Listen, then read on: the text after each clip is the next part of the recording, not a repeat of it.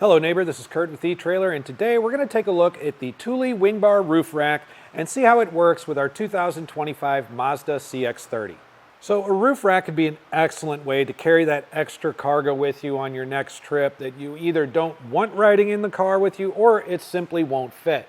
The kinds of things you could put up here are roof boxes and cargo baskets, but you've also got bike racks, kayak carriers, snowboard carriers, and all sorts of different things that can go up on your roof and just make your journey a lot more enjoyable. So this roof rack is going to have a weight capacity of 165 pounds. However, you always want to double check your owner's manual and see what the vehicle's roof capacity is. If it's less than 165 pounds, you'll have to stick with the vehicle roof capacity. It's an aero style bar, which means it's got kind of an elliptical or an ovular shape, wider in the front, narrower in the back, but the kind of thing this is going to do is help out with some aerodynamics. It's going to have less wind resistance, it's going to cause less vibration, and therefore it's going to be a quieter ride as you go down the road than your traditional square bar or round bar. You're going to be able to use your clamp mount accessories around it, as well as, and I like this part of the Thule bars, is you just have to lift up your end cap rather than remove it in order to slide in any of your T-track accessories. There's a double split rubber strip up here at the top that allow you to slide those things down while also keeping any gaps up here covered and again reducing that road noise.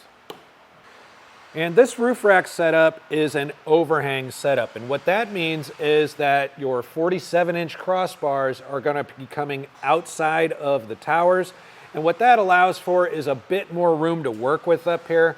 The other style of crossbar you can get is what they call a flush, where the bar actually dead ends inside the tower, and it really just kind of forces you to move any cargo up here toward the middle. It doesn't give you much opportunity to get something a little closer to the driver or the passenger side, and they tend to have a lot less bar space to work with as well. With the overhang, I have the opportunity, even though the roof of the CX-30 isn't that wide, I have a better chance of being able to put two rooftop accessories up here as long as they're under weight capacity and be able to carry a little bit more cargo. The overhang is something that some people do get concerned with as far as head clearance getting in and out of the vehicle, but as you can see, even the back bar that has more overhang, you're not even outside of the top of the door threshold here, so I can't anticipate somebody really hitting their head on it. Now, there are some accessories like awnings and things like that that might stick out a little bit further than here, and in those cases, you might have to be a little more careful. But generally speaking, I wouldn't really worry too much about hitting my head on these getting in and out of the vehicle. But we were going to talk a little bit about how specifically this fits onto the CX-30. So let's get up on the roof and take a few measurements.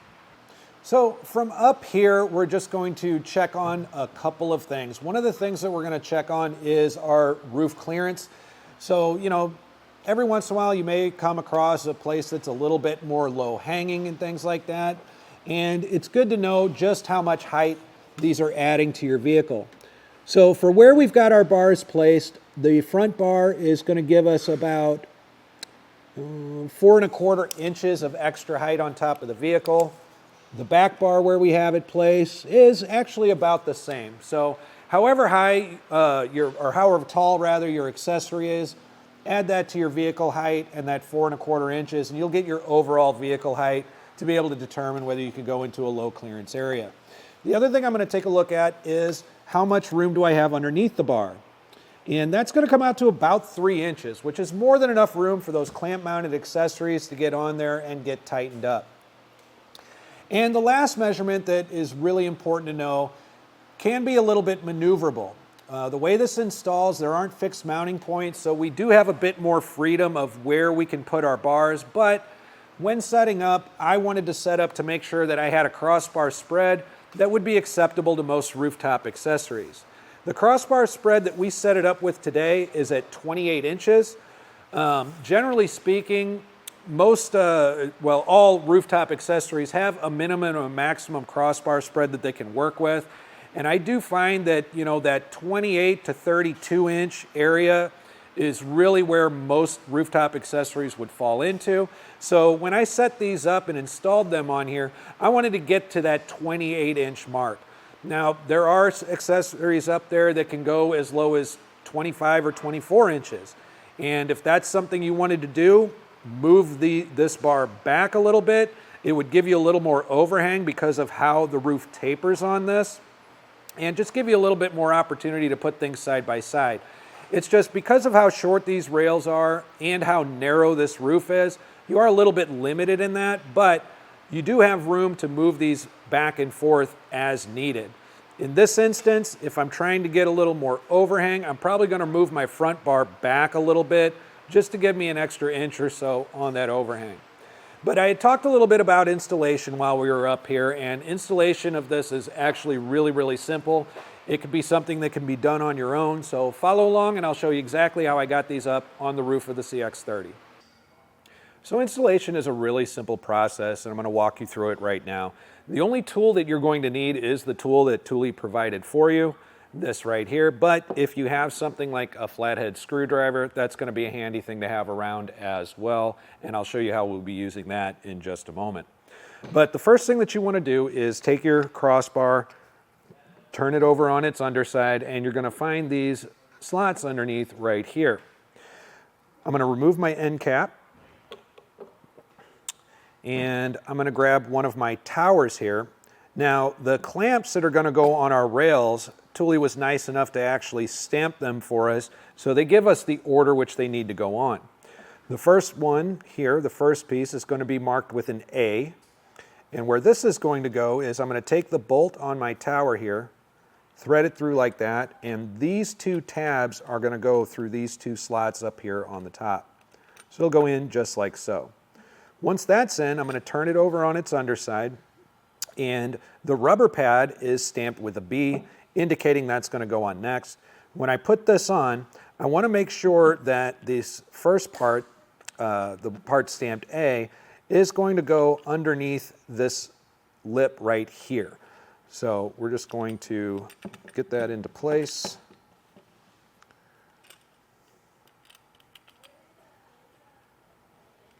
And put it down right there. So that's going to go on just like so. And it actually has a really good snug fit. You don't have to fight it too much.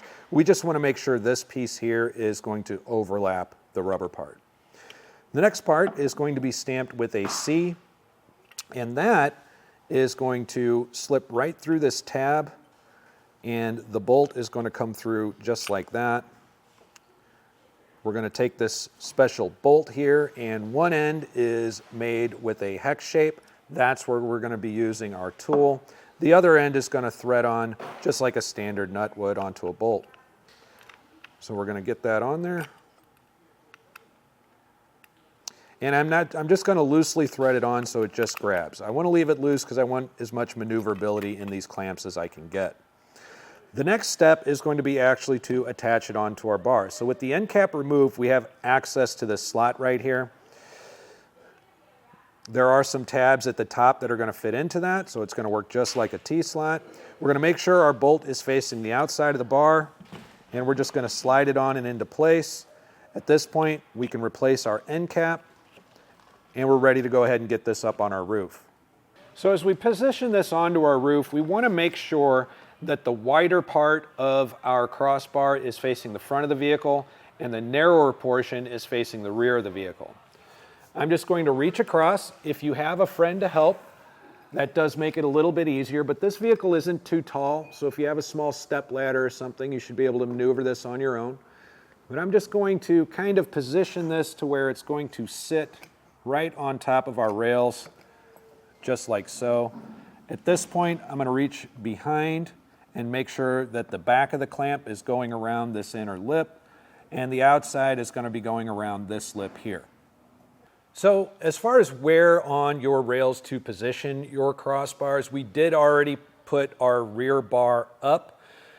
It's very important to understand that you really want these to be parallel to each other. And the way to ensure that is to make sure that we have kind of a even spacing on both sides of the vehicle. So for instance, on my back bar here, just to make sure that these were going to be perpendicular to my rails and even with each other, I found a little anchor point with this little pop-up tab that's on top of the rail. And what I did was measure 1 inch from the back of my rubber pad to the front of that section there, and then went and did the same measurement on the other side. That way I know that these are directly across from one another. I'm going to be doing something very similar with the front bar, but I'm going to be using the second bar as my measurement. So one of the things that I want to make sure that I get as I'm putting these up here is a decent crossbar spread. Now, most rooftop accessories, they're going to have a minimum and a maximum that they can fit. I like to get mine in the 28 to 32 inch range if I can, because that is where you're going to be most acceptable to most of those rooftop accessories up there. So I just want to take a measurement from the center of my weather strip up here to the center of the other one. And I'm coming up a bit short at 25.5 inches. So I'm just going to slide this forward a little bit until I get to the point where I'm at about the 28 inch mark, I think. I think 30 inches would be too much on this particular vehicle. We just got a little bit more to go. I'm going to double check that I have the same measurement on the other side. That's going to guarantee that my towers on the front bar are directly across from each other, and it's going to make sure that we're parallel when it comes to both of our crossbars. So the next thing I want to check on is going to be my overhang, and I want to make sure that's going to be even on the driver and the passenger side. Now, the bar up here is still maneuverable and slidable back and forth on the front here because these rails taper outward as they get to the front of the vehicle. I'm not going to have as much overhang on my front bar as on my back bar. But while I haven't tightened down this bolt, I've still got some maneuverability back and forth. So what I want to do at this point is take a measurement here, and I'm going to basically be taking a measurement here on the driver's side and trying to match it to a measurement on the passenger side. That way I know that the bar is going equally across. It's equally supported by the towers because I've got the same amount of overhang on each side. So I'm just going to kind of maneuver back and forth until I get that even measurement. Okay, so at this point what I like to do, now that I have equal spacing between my bars, I've got equal overhang on both sides of my front bar, I'm just going to go ahead and hand tighten this bolt a little bit and until I get it fitting to where it's snug. I'm going to keep double checking to make sure that it grabs around the top lip of our rail here. And it should seat itself nicely right underneath it. But once I get it to the point where it's snug, I'm going to go to the passenger side and do the same thing. What I don't want to do is completely tighten down one side and then move to the other. Reason being is a lot of times when you completely tighten down the one side while the other side's loose, it could kind of pull it out of position, and then you're loosening this up and repositioning and remeasuring everything. If I just make it snug on both sides, I could take my Thule tool and start to tighten them. So with our clamps snug on both sides and our rubber pad seating really, really well on the top of the rail, at this point I could take the provided Thule tool and I'm going to go ahead and get everything tightened down completely at this point. Now, this is a torquing tool. So once you get it tight enough, you're going to hear a click come from your tool. That's going to indicate that that side is tightened down completely, and you'll be ready to grab your covers. That's the click right there. So now that I've got that done on both sides, I'm going to give it a good shake. The tower's not moving, the crossbar's not moving, but the vehicle, as you can see, is. So I've got a really good, tight, comfortable fit on here. I'm going to go ahead and grab my covers to complete the installation. Now, when you get these out of the box, what you're going to get are these plastic lock cores. You can actually substitute these for metal lock cores and keys, and not only that, but through Thule's one key system, you can get them key-alike to all your Thule accessories. So if you have a Thule roof box or a Thule bike rack that has some locks on it, you can use that key number to get your towers keyed alike. That way it's just going to keep everything a lot more organized. You don't have multiple keys from Thule on your keychain. There's never any guesswork involved in what you're unlocking and locking. It's just a great way to simplify things, but not only that, a great way to make sure that your roof rack stays securely on your roof and doesn't get stolen or anything like that. But the way that this goes on is you're going to have our tab here is going to be horizontal. That means it's going to be open to go in this slot here. We're just going to pop it right in. And once we do, if we're remaining with our plastic cores, this is where that flathead screwdriver is going to come in. We're just going to take that, turn it, and lock it on.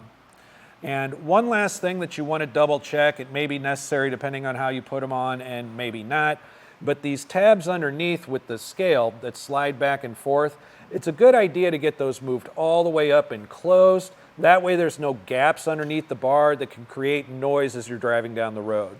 So as you can see, installation is really simple, and this is actually a pretty versatile roof rack system, I think, for your Mazda CX-30. But if after watching this video you decide that this is the roof rack for you and you have the opportunity to get it and use it a little bit, please share with us what you think about it in the comments below. Sharing your experience with us and other neighbors just like you can help them make the best decision for themselves. Once again, this is Curt with eTrailer. Thanks for stopping by.